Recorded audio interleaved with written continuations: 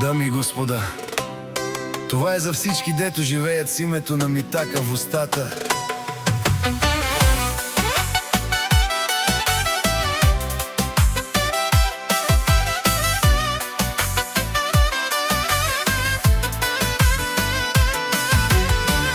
Щом се събудят, първо за мен говорят. Щом си легнат, пак моето име повтарят. Всеки слух е безплатна реклама. Всяка интрига прави името ми по-голямо. Не гоня чужди сенки, не споря със света. Оставям успеха да говори вместо мен.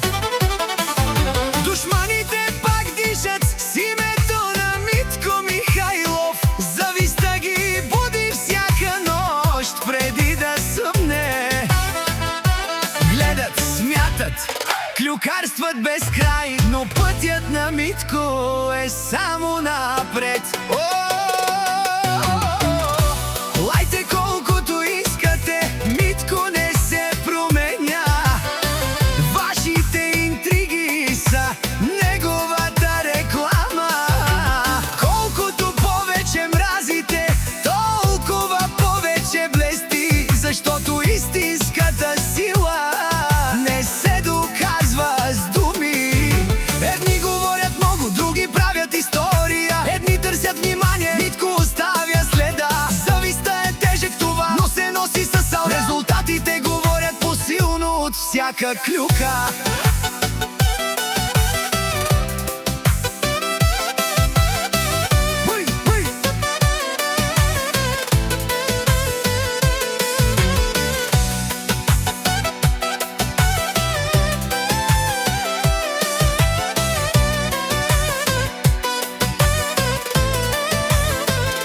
Фалшивите маски падат рано или късно. Истината не греши, тя просто остава.